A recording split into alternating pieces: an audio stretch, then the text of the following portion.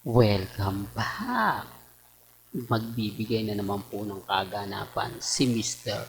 Destiny. Sa photos na to mga kardab, marami nagsasabi sa atin na si Joros nga po raw yan. At hindi nga po si Rod na kapatid nga po ni Alden Richards. Pero pansinin nyo naman po yung mukha, no? Kung titignan nyo, hindi naman po mahilig mag face mask si Joros at talagang walking-walkie ito magpa-picture. Dito mapapansin nyo na parang simple lang yung pose niya o yung tayo niya, simple lang yung kumbaga ginagawa niya at yung pangangatawan niya, di po ba? Sinlaki rin ni Alden Richards. Kaya nga po sabi ko sa inyo, may mga bagay-bagay po na bakit nga po ba nag-face mask? Di po ba? Bakit nga po ba itinago yung mukha? Well, sabi ko nga po sa inyo, hindi po ako namimilit pero ramdam ko na si Rod po yan kasi alam niyo kung bakit. Ito po yung latest post naman ni Mama Ten. Di po ba? O baka yan klarong-klaro na po na si Rod na po yung katabi ni Mama Ten. Bakit nga po ba nila pinost yan? Ano nga po ba rason ni Mama Ten? At nagbigay siya ng update na nasa bahay siya ng kapatid ni Alden Richards. Siyempre, ang inaantay na lang natin dito yung magaganap at mangyayari. Mga katanungan, Mr. Destiny, yung kapatid ba ni Alden o sina Daddy Bay, Risa, at si Angel, pupunta kaya? Ba yung mga katanungang kumbaga mapapaisip ka? Po ba kung naandyan na nga po ba ang pamilya Paul Carson? Hindi naman lingid sa inyong kaalaman na tuwing Pasko talagang nagbabakasyon sila sa bahay ng kapatid ni Alden Richards. Pero gaya ng sinasabi natin mga kaldap, hindi po ako namimilit. Di po ba kasi alam niyo naman po sa channel ni Mr. Destiny, kumbaga may mga bagay-bagay po na kailangan nating kumuha ng mga resibo. Hindi po ba? O kung sino-sino nga po ba yung kasama ni Mama Ten.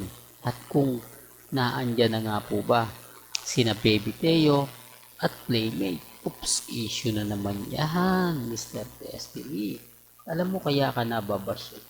Kaya ka lagi na pag-iinitan sa mga pahayag mo na wala namang katotohanan. Sa mga pahayag mo na haka-haka lang. Well, hindi naman po ako namimilit. Di po ba? Sabi ko nga po sa inyo, sa channel ni Mr. Destiny, lahat po ng mga sinasabi natin, base lang naman po sa mga, kumbaga, ina-update at nakikita natin sa social media. Di po ba? Siyempre, Aldab Nation po ako eh. Normal lang po na mga ganito po yung ihahatid nating balita.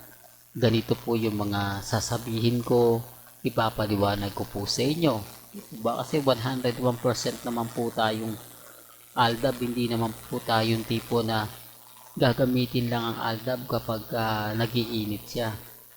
Pero kapag walang post yung mga at sila Mengay at sina Alden, tahimik lang. Hindi po, tayo po tuloy-tuloy po yung pagbibigay natin. Hindi tayo nagpapatinag sa mga binabato po nilang masasakit, manghang na salita.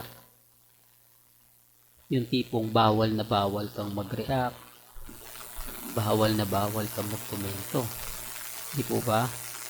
Kaya kita nyo naman po, ano man po yung sabihin nila, ano man po yung ipaliwanag nila, hindi po natitinag si Mr. Destiny. Hindi po natatalo o nagpapatalo si Mr. Destiny dahil naandyan po kayo. Pero bago ko nga po pala ituloy itong magandang update na to, kung bago ka lang sa channel na to at isa kang two-blooded Aldab Nation na nagmamahal kina Mengay at Isoy, tama po ang channel na pinuntahan mo, kaya consider na po kitang bagong subscriber at huwag mong kalimutang i-share ang mga video po natin sa mga mami, sa mga titas at sa mga senior. Well, syempre inaabangan na po natin si Mengay na kumbaga umalis. Malalaman niyo po ito sa Sabado. Sabado titignan natin kung present na nga po si Mengay. Pag present siya, sigurado yan mga kaaldab na pag-alis na pagkatapos miso mo ng Eat Bulaga ay lilipad na yan papuntang issue na naman yan Mr. Destinite. Sa mga ayaw pong maniwala, sa mga nagsasabing hindi susunod si Menga, hindi naman po imposible yon po ba? Lalo na nga po kayang-kaya naman po bumili ng ticket ni Mengay, hindi po ba? At alam naman po natin na naka-schedule na po yan. Po ba, malay nyo, kasabay siya ng pamilya Paul Carson. Dahil sinasabi nga po sa mga kaganapan na matatagalan pa raw po si Alden Richards sa US. Hindi natin alam mga kaldab kung kailan nga po ito babalik ng Pilipinas. Depende kung December na o kalagitnaan. Diba? Wala makapagsasabi dahil kumbaga sabi ko nga po sa inyo lahat po kasi ng schedule dito ni Alden Richards tinapos niya na bago pa mag-promote ng Hello Love Again. Di po ba yung mga update natin, taping si Alden sa Pulang Araw na pagkatapos ng taping diretso sa promotion. O, baka sabihin nyo na naman fake news yun, di po ba? Sinasabi nga nila na Mr. Destiny nung isang araw pa yung taping na yan dahil ganito, dahil ganon. Kaya nga sabi ko sa inyo, relax lang po kayo maging kampante kasi hindi naman po tayo magpapa-apekto. Di po ba na magkasama ngayon si Catherine, si Alden, sobrang sweet. Gagawin po nila lahat yan kasi nga po dollar po ang kikitain nila.